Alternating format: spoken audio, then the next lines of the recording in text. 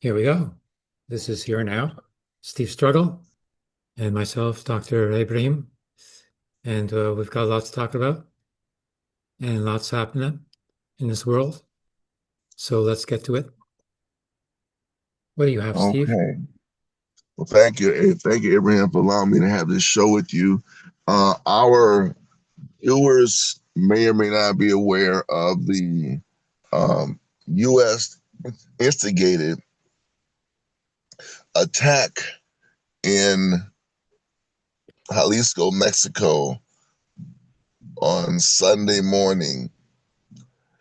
They collaborated with the Mexican government and various military wings of the Mexican government to assassinate an alleged leader of the Jalisco New Generation Cartel. His nickname is El Mencho. And the reason why I want to bring this to the attention of our viewers, because there may be some confusion or we may have different of opinion about what kind of alliances the developing countries can make with imperialist countries.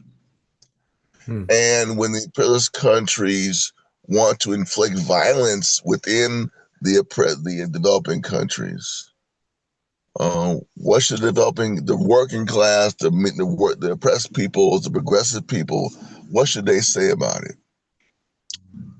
You know, I did some research on this yesterday. I'll be doing some more. But needless to say, I would say no less than 5 to 10 billion dollars has been invested into Mexico by the U.S. government to quote unquote fight drugs. And as I'm sure Abraham has a view on this, drug consumption is the drug business is a consumption business. If people don't consume it, no, the business, this person goes out of business. And in many of the developing countries, the drug business is a business that employs people, donate money to schools. It's a business. Drugs in in the United States, now marijuana is legal, but basically um, alcohol and marijuana are the only drugs that are legal beside pharmaceuticals. But let me get to the point. So the U.S. government pretty much set the groundwork for this assassination Sunday. $115 million reward for El Mencho's capture or death. We're not sure what's going to happen now with that money. The all these stories in the press about how this happened and that happened. Who knows what happened because there's no videos being released to the public. There's no body cam footage of anything that I Hmm. know of. Hmm. Not They public. claimed that El Mencho was captured alive, but died in a helicopter or airplane ride to Mexico City. Hmm. Che Um, Guevara, he was captured alive. Yeah. exactly. That's exactly what I'm talking about. The same kind of situation. And I've had some time to think about this today. And I'm going to say something that may be controversial. El Mencho had a right to a trial. Hmm. Yeah. Yes, he did. If you're accusing him of something and you attack his house, he's going to defend himself. Wouldn't you? Yes, you would, unless you someone's going to give up. Hmm. He had a right to defend himself. And this is controversial. I'm Hmm. saying an alleged drug cartel member had a right to self-defense, especially if the United States is instigating the Mexican security forces, many of which, let's just be honest about it, these guys and women who they have on these assaults have to be vetted very carefully.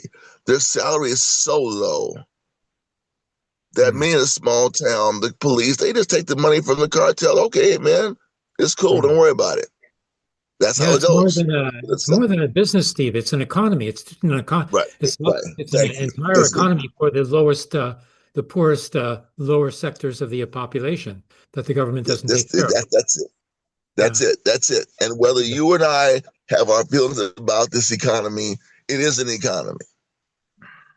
Okay, and whether I'm saying there's discussion about this. So in my view, if President Scheinbaum and the Mexican government and connection, the Mexican military and business interests are going to allow Mexican soldiers to be killed as part of a U.S. or to die as part of a U.S. instigated military assault, what comes next? They've mm, told you you can't sell oil to you can't give oil to Cuba, and you're agreeing. So are you gonna give Cuba the 15 million? Who collects the $15 million? Mexico. mm, Who gets that money? Because El Mencho is dead now. yeah, So he's been captured and he's deceased. I just want I want our audience to think about this because if we think about it, it's just as far as drugs and the cartels and how terrible they are, you're missing the picture here. You really are. A few years ago, the former president, uh, Andres Manuel Lopez Obrador, tried something similar. It never has been clear if the U.S. was behind this or that raid, but in the area called Culiacan in the northern part of Mexico, and it was a disaster. Their soldiers were routed. The Mexican soldiers were routed by the Sinaloa cartel. AMLO said, "I'm not doing that again. I'll find someone to deal with these guys or prosecute them on another level. I'll cut off their money supply. I'll cut off this. I'll do this. I'm not going to go after the military." So Scheinbaum made a tactical disaster, a strategic disaster to play right into the hands of the United States, who's told you how to run your business. You can't even give you're banned from giving oil to Cuba. yeah. I understand. This is on the Venezuelan model. You know, the government has backed down in order to avoid a military intervention, obviously. Right, right, or something to avoid something. But now El Mencho is dead. There was rebellions. There was armed conflict around the country. And I looked at some of the videos, and I'm not belittling what I saw, but besides the conflict, which we didn't see on video of the 39 Mexican soldiers being killed, it consists of pretty much blocking a road and burning a bus and burning a car and trying to burn a gas station. Okay, so and a bunch of young guys look at their on maybe in their early 20s riding around in motorcycles, you know, shooting guns in the air. Now, Scheinbaum was very stupid, in my opinion. I'm not mincing my words. This is one of the most notorious cartels in the Western Hemisphere. Why she thinks that she is immune from a retaliatory strike is just crazy to me. I'm not Yeah, saying what they're going to do. I'm not promoting them doing anything to her, but they're the yeah, kind of group, yeah. If she backs down that once, she's going to be forced to back down another time after that. Well, exactly. But the imperialists are showing that when it comes to the developing nations, they'll bribe you with money or they'll do a Maduro and block your access to resources in order to control you. yeah, Another case in point, about 3 months ago, actually 2 months ago, there was a what is now said as a very poorly planned coup d'etat in Benin, in Western Africa, in Francophone Africa. hmm, And France called on their good lackeys in Nigeria, which is part of the former British Empire, to bomb Benin. And they carried out the order. hmm, And one of the reasons that coup failed was because France bombed the rebels. hmm. France had, I mean, Nigeria is part of Western Africa, but they have no. At least they obviously have some kind of alliance with France on Mm. on the table that they took orders from France to attack a former France colony. Yeah. Mm. Again, doing the bidding of a Western power, putting your military out there.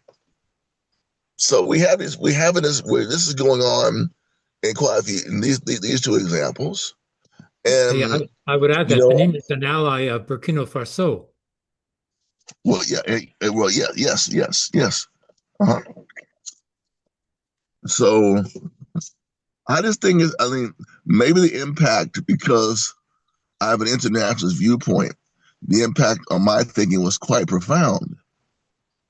But the U.S. believes that decapitation strikes kill movements.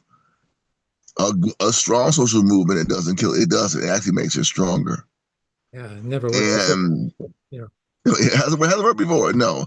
Um, as opposed to what happened in Indonesia in the 60s, where they killed all the movement. They killed Yeah. millions of people, and there has not been a communist movement since in Indonesia. So you have to kill the whole movement. It can mean, literally commit genocide against the participants, the supporters. But Yeah. that's not what happens in Mexico. Like you said, the drug economy is an economy, and people live off of it. So you have to kill all the people, which Mexico is not going to do. Mhm. So I want people to just realize that all this bloodshed in Mexico is caused by the United States. They caused the bloodshed on Sunday. They've been paying since 2007 billions of dollars to the Mexican military to help them with so-called anti-narcotics operations. And the pinnacle of that operation was Sunday. Mhm. Trump has threatened to invade Mexico Mhm. many times. And the Mexicans said, we can take care of it, boss. Don't worry about it. Mhm. That's pretty much what they said. So, and they carried it out on Sunday. They Mhm. showed themselves to be quite loyal servants of the United States. Yet their own communities suffered lockdown, stress, terror, deaths, destruction of property because of their actions. And we'll just have to see what happens next. The way the propaganda is going to be spread within Mexico, and the feelings of people in the community about what really went down. Yeah. Um, and I want people also to not look at it as the narcos, the narcos. No, don't look at it like that. There's Mhm. more to this. There's more to this than that. Yeah. That's it. I have a point to make on that, because if there's, all this fuss and bother, being made about, drugs being brought into the United States of America, there's two points that are missed out. First of all, how come tobacco is legal if it's supposed to be, noxious to It's healthy humans? cancerous. It's Yeah, cancerous. I mean it's worse than, cocaine, right? Yeah, Why? it causes death Yeah, straight up. but Yeah, it's not outlawed. No, it's big business. Okay. sure isn't. No, it isn't. So Yeah, the reason that there's this drug war is not for, in the interest of the population. No, that's not what it's all about. No, it's because the drug trade is not controlled by Americans, period. good When point. it was used, to finance, the counter-revolutionaries in Nicaragua, you know, and they had, Sure was. smart CIA agent, who figured out how to, Iran. have a slush fund there, to finance the counter-revolutionaries, who ended up losing, but nonetheless, like then it was okay, to import, cocaine into the USA. Yeah, but it was a good cause, and all this. And did anybody get arrested or charged then? No. Not one. They Yeah. even had hearings. They even had congressional hearings on the Iran Contra drug scandal. Yeah. Yeah. The CIA chief was called to the hearings. Yeah. And then he did his tap dance there, and then that was it. The whole thing was over. No charges. Okay. Tap dance and he left. Exactly. Yeah. Okay. So now, second point is, America has a drug problem. People Yeah. are so depressed, have no opportunity to ever find any work, have no, nothing that's, like fed their lives, with anything that's, close to civilization. And they are Ooh, suicidal. They are suicidal, mass suicidal, uh, you know, a pandemic, is happening in the United States. People are giving up on life. What are they going for? Drugs, because drugs lifts them out of it, makes them forget about, what everything else is happening around them, you know. So drugs, give them some joy. For a little bit of joy, they're willing to risk their lives because they have nothing else left. That's all they have, is a bit of cocaine or crack. That's it, you know? Now, if they're offered something better, then they'll choose it, right? If they're offered, a training program, right. other than the military, like other than joining the military for a training program. Can you get a training program and education for free, otherwise? That's what's necessary because these people don't have any money. They just scrounge up some money, for a bit of cocaine or go and steal something, to exchange for some bucks, to get some cocaine. I don't even know what the price is, but it's pathetic. And this is America's problem. How come there's not a similar drug problem elsewhere, like in the source of the cocaine in the first place, Colombia? Are all the Colombians, like on cocaine? No, you know, they've got something to live for. Mexico, how much of a drug problem is there there? Never heard anything about that. Never know anything about it. Sure haven't. Yeah. Yeah. It's a drug problem, it's an American problem. It's not the drug that's the problem, it's America that's a problem. Period. Yeah. Very well said. Very well said. I think that almost wraps it up Well, because without that yeah, recognition, you fall back in these false narratives. yeah, yeah. And Yeah, I'm this, saying that El Mencho and his crew died because of that, not because they were the bad boys, but because of that society that compels and requires and condemns people to drug addiction of yeah, some type of addiction. Yeah, yeah. So do they go and help the people who are addicted? No. They spend the money on military to go after the guys who are making some money that is not controlled by an American transnational corporation. it sure And isn't. and this drug business, like is big, like it's billions international, like It's billions internationally, and they can't touch it. They can't tax they it. can't touch it, Yeah, they can't tax it, nothing. So, like they got angry. Okay, tough. Like they don't control, the market of the world anymore. And and also their hegemony over the uh, world economy has come to an end. One, two, the military domination of the United States is not comparable to what it was before. Not because it doesn't have more guns than ships, but because others do have more guns than ships. Huh? So the United States can't get away with whatever it wants to anymore, militarily speaking. Like if they want to take on Iran, they're going to suffer. and they still haven't taken on Iran, have they? No, no, no. They know that they would be in trouble if they did so, because there's China and Russia right behind them, waiting to take them on. So, they're not, like if they did and lost, then that would be, like what the Tsar did, when he had a war against Japan. He lost the war, discredited himself entirely, was losing the war, with Germany. So what did the soldiers do? They voted 83% for the Bolsheviks and the Soviets and the soldier Soviets. That's how the Bolsheviks, won the revolution there, is because the military voted as, military Soviets. They took over the military, voted to stop the war, voted to support the Bolsheviks and the Soviet, and that was it. That's how the revolution was made. together with, the working class in the cities. Then the peasants came along afterwards, peasants were the social revolutionary party. And they were sort of, hung up, with the provisional government. But, even though they were more numerous, and the Bolsheviks, overall in the entire population had like 23% of the population in the Constituent Assembly, because the peasants didn't even know the Bolsheviks existed. What kind of communication system would peasants have? Like an iPhone? No way. So, you know, that's how it happens. The military decides that they won't take it anymore, that they're not going to be Right. killed for no good reason. So that'll happen in U.S. military as well, I hope.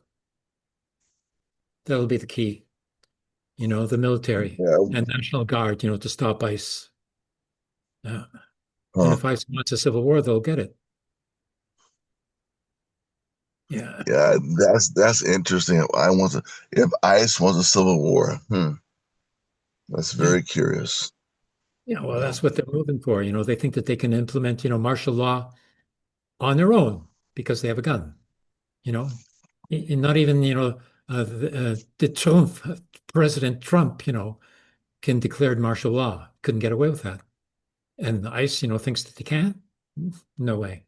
The same thing, like with Netanyahu, he thinks he can get away with the annexation of the West Bank. No way. 20 countries already have denounced them. That's where I'm going. That's where I'm Yeah, he going. told me. He told me. Yeah. He told me. To help out in the Palestinian revolution against colonization. Yeah. That's where it's happening. If they can get away with it in Palestine, they're going to do it everywhere else. So we Right, have to stop right. them in Palestine. Yeah. Yeah. So I think we've covered it. I appreciate your coming on and sharing some ideas, and we'll keep you all up to date on what's going on. Any feedback, updates, responses. See just what's going to happen in Mexico and in Latin America behind this situation. We just want to make sure we gave you an analysis of something you could use in your thinking and in your work as you fight back to organize. This will be coming up in conversations, and we don't want you to be caught unaware or off guard because Yes. world situation changes, and we it will happen. We'll be caught off guard. That's going to happen. But on this one, we want to make sure that you weren't caught off guard. That's all. And we have a new task for the progressives or the leftists, or the revolutionaries in the United States. Take care of your addicts. You've got to set up, centers with qualified medical people to help them get out of it, and turn them into a direction that means something for their lives. That is to become revolutionaries. We have to convert the addicts into revolutionaries.